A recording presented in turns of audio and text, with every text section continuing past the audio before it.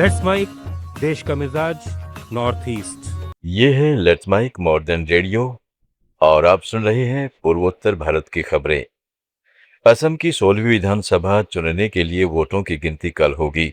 नतीजों से ठीक पहले सत्तारूढ़ एनडीए और विपक्षी गठबंधन दोनों ने जीत का दावा किया है। भाजपा के राज्य प्रवक्ता किशोर उपाध्याय ने गुवाहाटी में कहा है कि एनडीए 2/3 बहुमत हासिल करेगा। भाजपा अकेले ही बहुमत पार कर लेगी और 3 अंकों के आंकड़े तक पहुंच सकती है।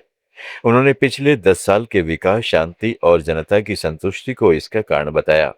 वहीं कांग्रेस के मेहंदी आलम बोरा का दावा है कि उनकी पार्टी अकेले 65 सीटें जीतेगी और गठबंधन 70 से ज्यादा पहुंचेगा। उन्होंने एनडीए पर भारी एंटी इनकम्बेंसी, बेरोजगारी और सांप्रदायिक राजनीति का आरोप लगाया। एजीपी और एआईयूडीएफ ने भी अपने अपने पक्ष में आंकड़े दिए हैं। 126 सदस्यों वाले सदन के लिए 9 अप्रैल को एक चरण में मतदान हुआ था। कल शाम तक नतीजे साफ हो जाएंगे। त्रिपुरा के मुख्यमंत्री माणिक साह ने राजधानी अगरतला में शहरी विकास परियोजनाओं की समीक्षा की। उन्होंने अधिकारियों को सख्त निर्देश दिए कि junction gate, lighthouse, housing, शहर अस्पताल और गोमती नदी किनारे विकास जैसी योजनाएं तय समय पर पूरी हों, गुणवत्ता बनी रहे और पूरा होने के बाद भी नियमित निगरानी हो। सीसीटीवी कैमरे लगाने, फुटपाथ पर रेलिंग, पिंक टॉयलेट्स और कचरा प्रबंधन पर जोर देते हुए उन्होंने कहा है कि त्योहारों के बाद मूर्तियों का सही निपटान और डोर टू डोर कचरा संग्रहण को मजबूत किया जाए। उन्होंने अमृत और स्मार्ट सिटी जैसे केंद्रीय योजनाओं की प्रगति की भी समीक्षा की। मेघालय के मुख्यमंत्री कॉनराड के संगमा ने शिलांग के मदानर्टिंग इलाके में एक एम्बुलेंस और मॉर्चुरी वैन का लोकार्पण किया। स्थानीय दरबार श्रोंग कार्यालय में उन्होंने कहा है कि ये वाहन आपात सेवाओं को मजबूत करेंगे और मृतकों के सम्मानजनक परिवहन में मदद करेंगे। इस मौके पर सीएम ने मेघावी छात्रों, कोविड श्रद्धालुओं, पुलिस कर्मियों, स्वच्छता कर्मियों और आशा वर्कर्स का सम्मान किया। उन्होंने इलाके के विकास के लिए खेल मैदान के नवीनीकरण, सामुदायिक हॉल के लिए रिटेनिंग वॉल, स्ट्रीट लाइट्स और सीसीटीवी लगाने का ऐलान किया। साथ ही स्कूलों में सांस्कृतिक गतिविधियों के लिए 2 लाख रुपए की मदद देने की घोषणा की। मणिपुर में 2023 की जातीय हिंसा के दौरान लापता हुए लोगों के परिजनों ने न्याय की अपील की है। इम्फाल में प्रेस कॉन्फ्रेंस कर इन परिवारों ने अधिकारियों से अपने प्रियजनों को खोजने के लिए गंभीर प्रयास करने की मांग की है।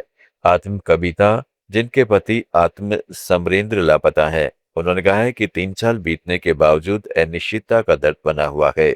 उन्होंने बताया कि 30 से ज्यादा लोग अब भी लापता हैं, जिनमें कई घर लौटते समय या सुरक्षित ठिकाने की तलाश में गायब हुए। परिवारों ने पुलिस, सरकार और मानव अधिकार आयोग से शिकायत की है, लेकिन कोई ठोस प्रगति नहीं हुई। परिजन कहते हैं कि न जानना सबसे बड़ा दुख है, न शोक मना सकते, न आगे बढ़ सकते। उन्होंने न्याय, सच्चाई और सम्मान की मांग करते हुए कहा है कि संघर्ष तब तक जारी रहेगा जब तक उनके अपनों का पता नहीं चल जाता। नागालैंड के मुख्य सचिव सेंथियांगेर इमचेन ने सभी विभागों को सॉलिड वेस्ट मैनेजमेंट नियम समयबद्ध तरीके से लागू करने के सख्त निर्देश दिए हैं। कोहिमा में उच्च स्तरीय बैठक की अध्यक्षता करते हुए उन्होंने सुप्रीम कोर्ट के निर्देशों का हवाला देते हुए चेतावनी दी कि विभागीय तालमेल नहीं पाए जाने पर गंभीर कानून परिणाम भुगतने पड़ सकते हैं।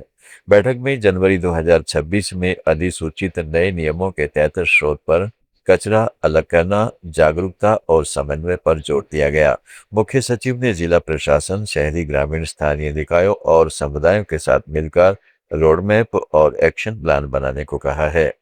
और चलते चलते अरुणाचल प्रदेश की मनामी मोयर गमलिन की भरतनाट्यम, कथक, ओडिशा और लावनी जैसी विभिन्न शैलियों में निपुण मनामी ने G20, C20 समिट और दलाई लामा शताब्दी समारोह जैसे मंचों पर अपनी कला का प्रदर्शन किया है।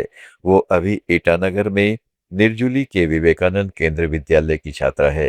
राज्यपाल केटी पटनायक ने भारतीय शास्त्रीय संगीत में उनकी उत्कृष्ट प्रतिभा और सांस्कृतिक समर्पण के लिए लोक भवन में उसे Land of the Rising Sun medal प्रदान किया।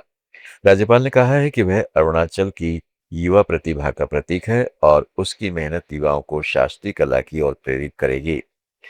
असम, त्रिपुरा, मेघालय, मणिपुर, अरुणाचल प्रदेश, मिजोरम, नागालैंड और सिक्किम की ताज़ा खबरों के इस टेली बुलेटिन को रोजाना सुनने के लिए डाउनलोड करें लेट्स माइक ऐप, जुड़े रहिए लेट्स माइक के साथ।